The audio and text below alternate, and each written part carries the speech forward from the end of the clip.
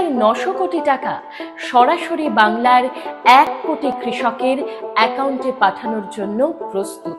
বাংলার কৃষকদের প্রতি দৃঢ় সমর্থন জানাতে মমতা বন্দ্যোপাধ্যায়ের নেতৃত্বাধীন পশ্চিমবঙ্গ সরকার কৃষক বন্ধু প্রকল্পের আওতায় ১,৭,০০,০০০ কৃষকের ব্যাংক অ্যাকাউন্টে সরাসরি ২,৯০০ কোটি টাকা প্রদান করতে চলেছে। এই কৃষক দরদি পদক্ষেপটি এমন সময় নেওয়া হয়েছে যখন কেন্দ্রীয় সরকার কৃষকদের কল্যাণে বিন্দু মাত্র মনোযোগ দেয়নি।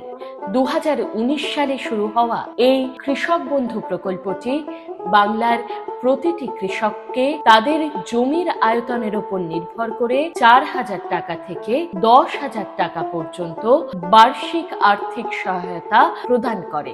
বর্তমানে এই প্রকল্পের মোট সুবিধাভোগীর সংখ্যা ১ কোটি অতিক্রান্ত। অপেক্ষা করুন, আরো অনেক কিছু আছে।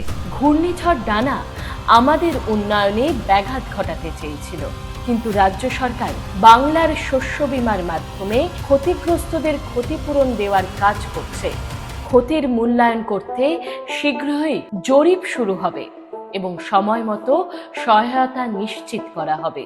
অন্যেরা যখন সমালোচনায় ব্যস্ত, তখন মমতা বন্দ্যোপাধ্যায়ের মা মাটি মানুষের সরকার মানুষের সেবায় ব্যস্ত। বাংলার কৃষকদের এই সমৃদ্ধি প্রমাণ করছে যে উন্নয়নই শেষ কথা বলবে।